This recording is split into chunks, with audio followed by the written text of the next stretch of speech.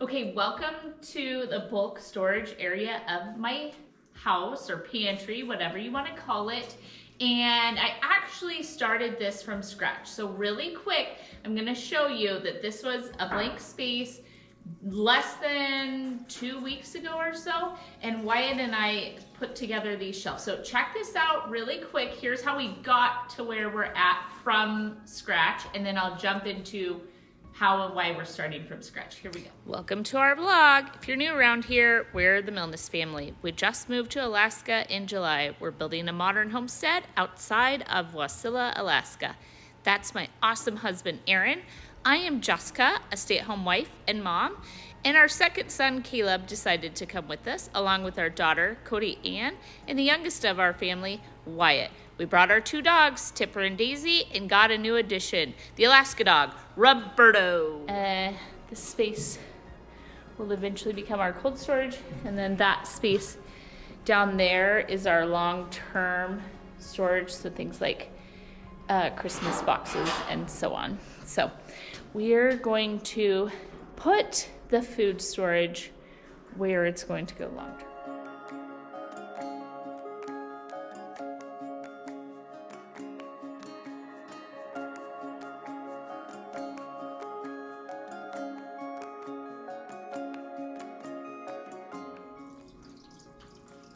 Okay, now that we are back to where we're currently starting from today, if you hear the puppy, he is down here with me. We are learning to sit and be near mom and obey, and it is going so today. So you may get several glimpses of Roberto in this video, but he is doing the best that he can. I'm collapsing here. Things are falling on me. Anyway, I'm going to take you real quick around the room and show you what we have and what we're doing. Okay, and this first rack over here, what that rack is intended for, in my mind, is canning stuff. So this is not our first bulk pantry. In fact, I've done this in 2, 3, however many other houses. However, this is our first time stocking it here in Alaska. We're doing that together as part of this whole pantry series. So my dream, my intention is for this to be canning jars, canner, water bath, anything that has to do with that, extra lids, all in one area. So when I need to can or jar something, it is all right there in one space for me to just walk up, get what I need, and go and do my job. This next one is bulk dry items. So I hope to get kind of some more crates like that to have some things in, but mostly 5-gallon buckets and some bulk items. Berto, come. Yep, good boy. Sit, stay by mom. Okay, this section here is for our canned goods. And then on the bottom of this one and that one is the 5-gallon buckets. And I'm gonna show you what I store in the 5-gallon buckets. So we're gonna get started with that. Okay, the first thing I need to do though is get myself a good working space. Things are collapsing on me. I have you actually set up on a rack that was just extra floating around. So I'm gonna move some stuff to that rack so we can work with a clean, clear surface. So bear with me for just a second.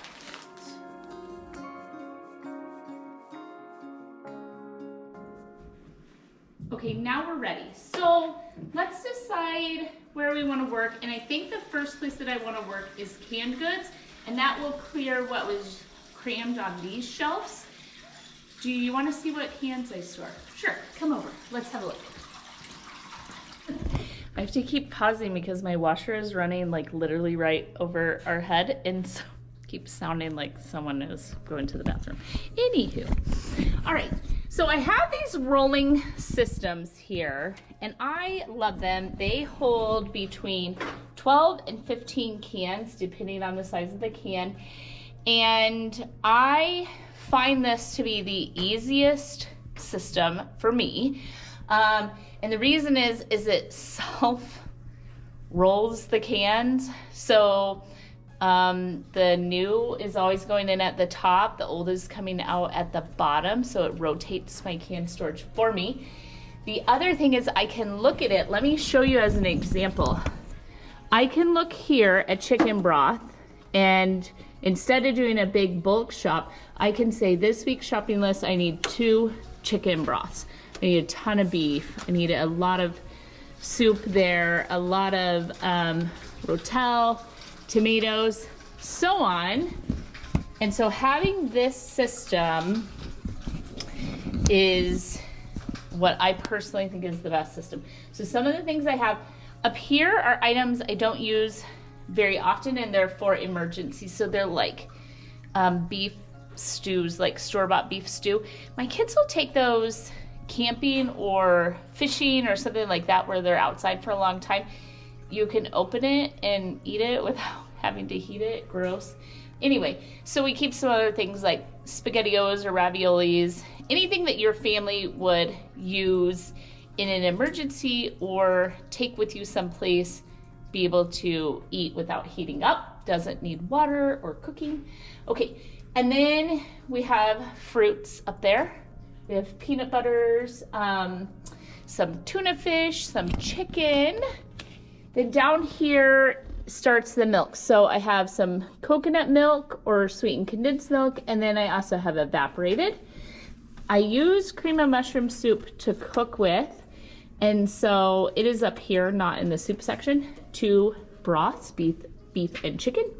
I go through a lot of canned pumpkin, so I process my own pumpkins, but we eat pumpkin pie and banana or pumpkin bread all year round.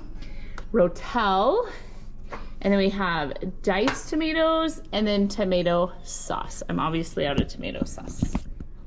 Okay, in this row I have some like random flavored beans. Ignore that, when it got moved here it rubbed against another can on the way. Pintos refried, black, red, white beans. These are the only kinds of canned soup that we eat, which is bean and bacon, tomato, split pea, and chicken noodle. And yes, I can make all of these from scratch, but they are something that the kids will come down in a hurry if you don't feel good. If you're just too tired, they will come and get one of these cans of soup and heat that up.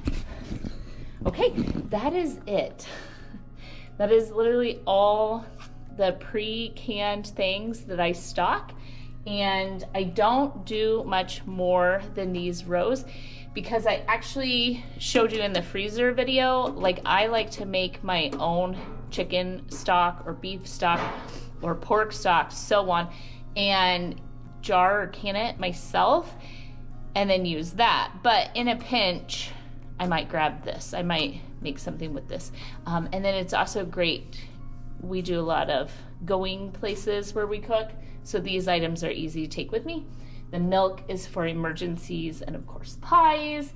The pumpkin is because I have not gotten enough pumpkin up here to stock it myself, so on. But this is some easy things, keep on hand. This is sort of the last resort emergency, didn't plan well that week portion of my pantry. But if this is where you're at, have at it. The other thing I'd like to say about the canned goods before we get to stocking it is do not waste money this time. Like right now, it's okay, you go in and there's like a soup that you're like, oh, I think I would really like that. Get 1 can. Now is not the time to bulk up and stock on items that your family doesn't eat and it is not normal in your rotation. Don't just get stuff to get stuff, because there is still enough food out there. As far as what I'm seeing, there's enough here that if we don't eat something, I'm not just buying anything. Now, during COVID, just real tidbit, rabbit trail, during COVID, we had a moment, and they are in this tote up here. In this tote up here are canned flavored meats. So gross. when we went to go get some food shopping done, they 100% were sold out of all meat. We could get some nasty hot dogs and some potted meat, and it wasn't even like the no flavor, it's like barbecue or Tabasco. Gross. Okay, so we did get ourselves in that position in 2020 and swore we would not do it again. If that is the position you are in and all you can get for canned vegetables are black-eyed peas and you hate them, then you need to get black-eyed peas. But what I'm saying is, while the getting is good, get what your family eats and build you a stock and a food list off of the things that you consume. So enough of that tangent. I'm going to put all of my canned goods away and organize this part of my pantry. So let's do that first.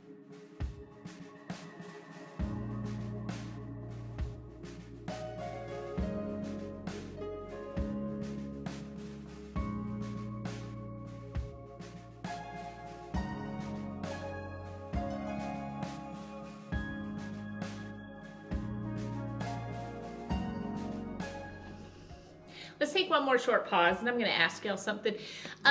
If you're enjoying this video or you are just interested in how my entire pantry comes together or anything that we're doing here on the homestead, we have a ton going on. I ask you, or I invite you, would you go ahead and hit that subscribe button, ring the bell so you get notifications and then you won't miss anything we're doing here on the homestead. If you give the video a thumbs up or leave a comment in the comment section below, those things also help grow the channel. So if you would just take a second and do any or all of those things, it would really, really help us out here on the homestead. Let's roll back into the video.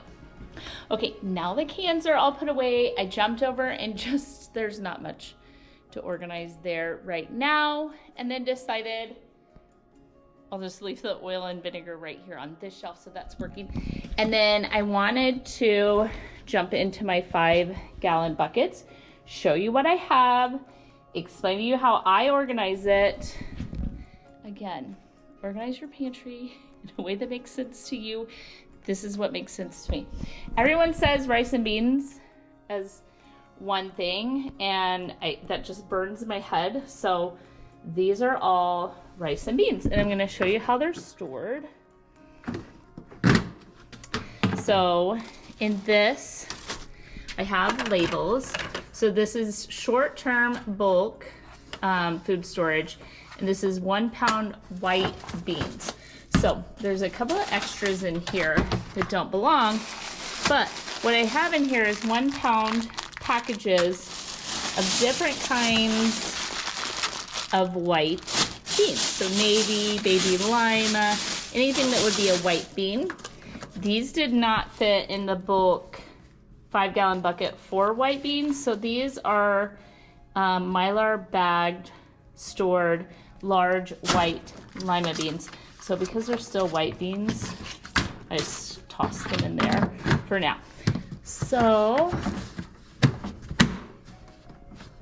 let me look for one.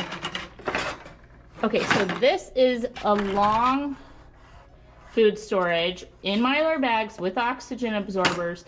These are 2-pound packages of pinto beans. The date I packaged them was actually 6/2021, and then the use by is 2051. So that's how long these would last. Now, again, here are some extra pintos that I have that are not in a Mylar bag. These need to get used first, but if I came down here for pintos, I would have that on top. And then underneath are these 2-pound packages of all pinto beans. So, okay, I want to take a second and explain to you why I do it this way and not some other way. And you could come up with a million ways to do this. So first of all, in Arizona, there's a bug problem. To prevent bugs, the #1 way, freeze your dried goods. And then if you store them in Mylar bags with oxygen absorbers, the bugs can't hatch, even if there are eggs. And as clean as you think your food is, there's X amount of larvae allowed in all of these dried goods. So everything has, anywho, So we package it in Mylar bags with an oxygen absorber if it's something that can be packaged that way. I also package it in smaller amounts unless it's something that you use a lot of when you open it. So a 50-pound bag of flour would be stored in a 5-gallon Mylar bag, because once I open that, I'm gonna go through that quickly. Whereas 2 pounds of beans, if you're not eating those every single day, those may last you a really long time. So that's in my mind how they're separated. So the problem with bugs in Arizona, well, there's a mouse problem here in Alaska. Well, what will help, we don't have mice in the house. We've never seen them. There's no droppings. The house is brand new. However, they're in our trailer, which means they could get in here.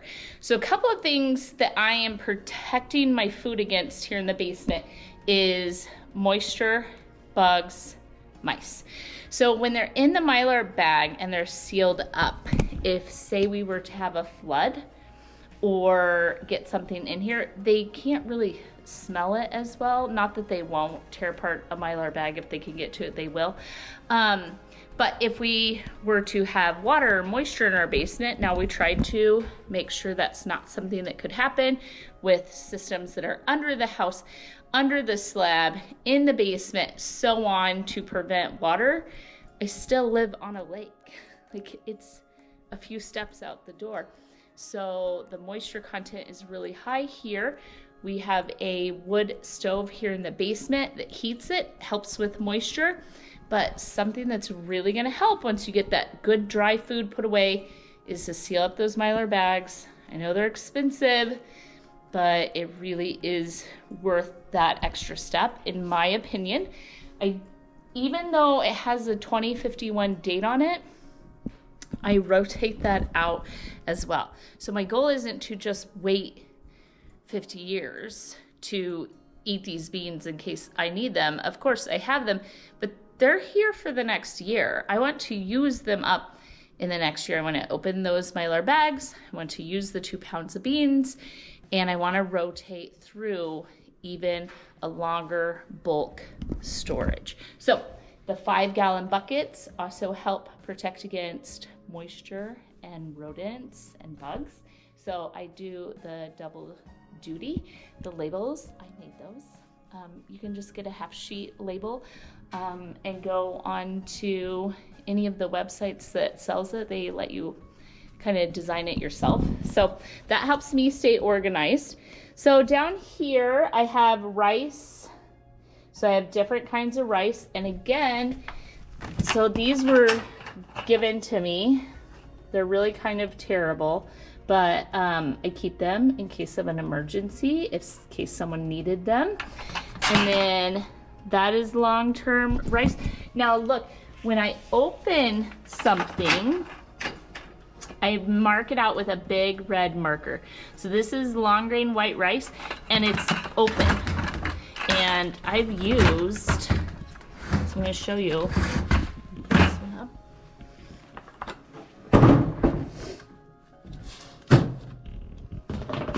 This was sealed. Spilling. And look at how much of it we've used. We had oxygen absorbers, so on. So when I ran out of rice, I opened this, even though it was a long-term storage, and we have been working through this. So at Costco, you saw, I just bought another 50-pound bag of long grain white rice. I'm not gonna mix them together. This is gonna stay at the front. That's gonna get sealed up in a 5-gallon Mylar bag like this, because once I get into the rice, I use it fairly quickly. And I'm gonna use the same system again. So that one's gonna go in the back, be protected, be long-term if it needed to be, short-term if it needs to be, but that's kind of how I store these things. So let's get into how I put these in buckets. Okay, I realized I didn't show you what's in these 5-gallon buckets, which is my favorite part of things that I use the most. So as soon as I get all the rice, which I only think I have rice right now that needs to get stored it is. I'm looking around. I only have the 1 5-gallon bucket of rice that I need to do. And then we're gonna get to flours and sugars and those sort of things. And not all of those get oxygen absorbers. So hang on just a second, and we'll get to this last shelf of the pantry. We're almost done. Who's excited? I am ready to finish because I want a snack and a hot tea. So grab yourself a snack or a hot tea or hot chocolate or coffee or something great because it's snowing here today in Alaska. And I'm gonna fill this while you get a snack, and then we're gonna finish this long-term-ish bulk pantry. Hang on just a second. I lied a little. The straightener is normally in this bucket that I'm gonna show you real quick. And I had to run up and get it, so I got myself a tea now, and I popped a little bit of popcorn, so if you see me snacking, you know what's happening. Okay, let's plug this in.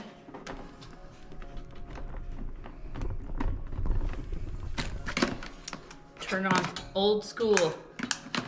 Get this thing heated up. Okay, in this bucket, I have my labels. So short term, I have tons printed out.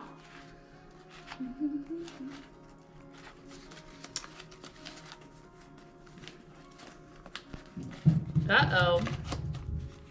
I just lied again. Oh, sorry. Short term and long term. So when I fill a new bucket or I change out what's in it, whatever, I just cover up the old label, put a new one in so we know what we're doing that day. If there isn't a Mylar bag in there, I line it, even though these are food grade buckets, I still line them with a food grade bag bucket liner. And then I keep my oxygen absorbers in these here, and then there's a little thing that notices if oxygen has got in, an indicator, so on, and they seal up, and so I just throw them in really quick. I have 100 cc's and 300 cc's, and then I have different size Mylar bags, and then 5-gallon ones up here. So we're actually gonna do the rice in a 5-gallon one. So let's do that. Okay, so anything I'm gonna do like this, I'm just gonna show you with one item, not all of them.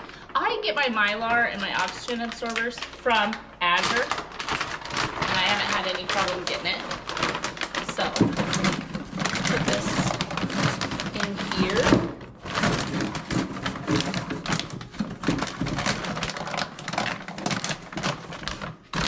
Grab my rice.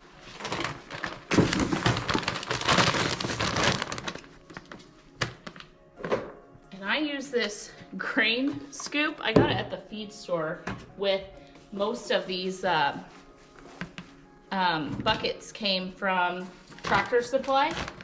If you have one near you, that was the cheapest place I could get 5-gallon buckets. However, we don't have one of those here in Alaska, so I had to venture out.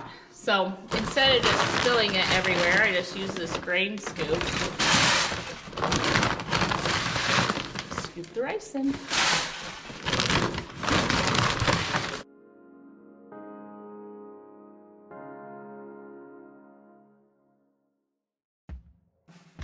Okay, now that I am ready, so I'm just gonna do this and then I'll do the other one and pop these open. So 300 cc's does 1 gallon, so I need 5 to 7, says the internet. So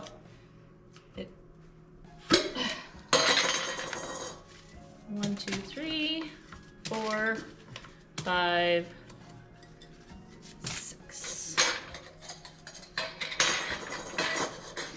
Immediately get the lid back on. Tight, tight, tight. Okay. And then we're gonna push what air we can out because there's no sense in making it work aggressively hard. Okay. And then I'm going to take my flat iron and seal the top of this nice and flat. So what I'm trying to do is stay above this tear line here And what that does is I can, at least I have this where I can kind of seal it back up after it's been opened. But you can reuse your Mylar bags, or at least they say you can. Just keep resealing them, work their way down. But if this had rice in it, if you wanted to reuse this Mylar bag, you need to use rice again. Don't put flour in there next time. Okay. So that's super hot. I touched my finger with it. And immediately those oxygen absorbers start taking all of it out of here.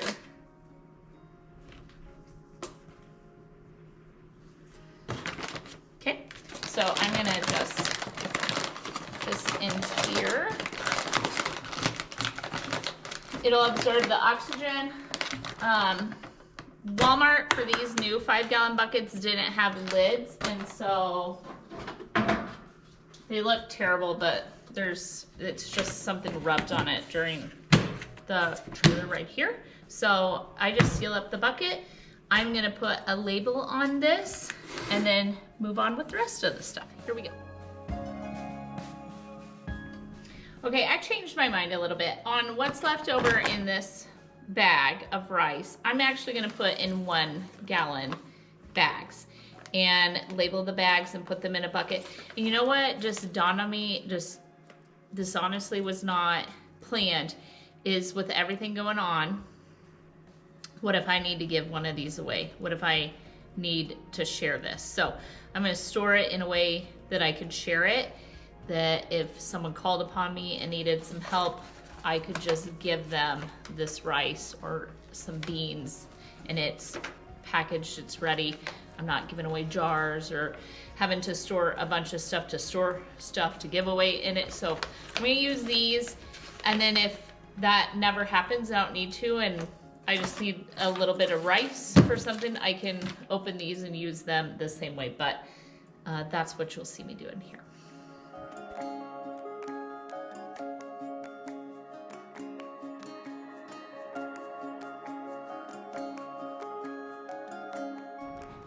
All right, pause right here.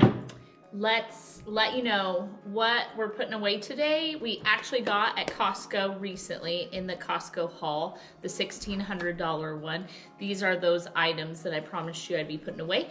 So if you are interested in that video, that Costco haul, it'll be linked in the description box below.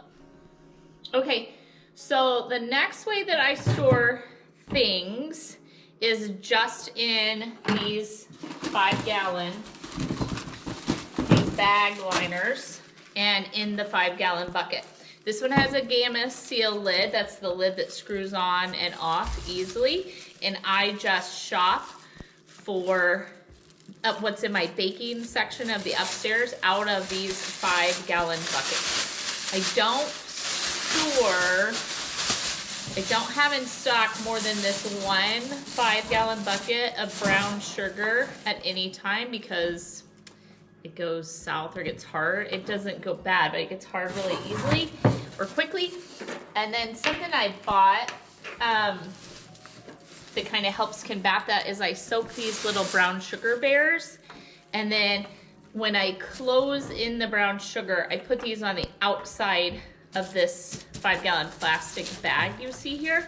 And then that has literally, when was this filled? Okay, 6/2021 is when I filled this, and I literally just put the rest of it in the storage upstairs, and there is 0 issues with it. So using these little bears in the water and then storing it this way, I've had no problem with this brown sugar, but I've also not tried to store it more than 6-9 months, a year, right in that ballpark. So they suggest not doing that. So what you'd want to do instead of brown sugar is, if you're looking like long-term, something that I don't personally do, you would want to do this plain organic sugar and molasses and make the brown sugar yourself. But it's a lot of work.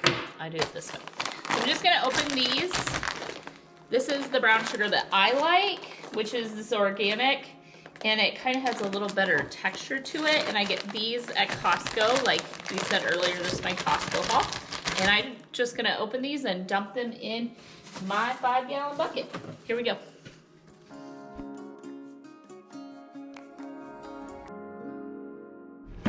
Okay, now that we're done with the brown sugar, we're going to move on to the powdered sugar. And something I should note with sugar is if you store it for long term, never, ever, ever, ever, ever, ever, ever, ever use an oxygen absorber with sugar. It will turn it into a rock. That is terrible. Same with salt. Never, ever, ever, never, ever use oxygen absorbers with sugar or salt. So I'm just storing these in these buckets, even though this is more of a short-term storage solution for me. So I'm gonna do powdered sugar and then regular organic sugar, and then the like finer ground white sugar. And we do both of those because there's a debate in our house, and I guess there's a time and a place in baking and cooking for all kinds of sugar. I don't actually like that like regular traditional white sugar, but my kids do. And if you're making like a meringue or something like that, it does do better than like the harsher grains of the organic sugar. Yeah, to each their own. So I'm gonna do sugars real quick. Stick with me. The last thing we got after that is flour, and then we're gonna take a look around and we're done for the day. Hold on.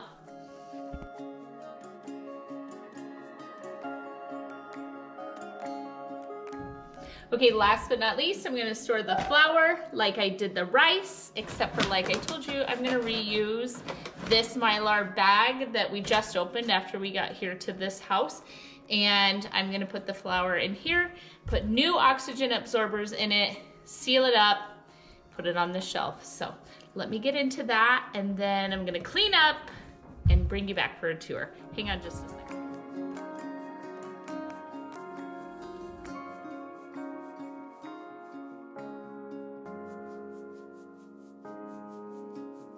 All right, that is the gist of what I do with the bulk and longer mid-range pantry items. If you're counting, yes.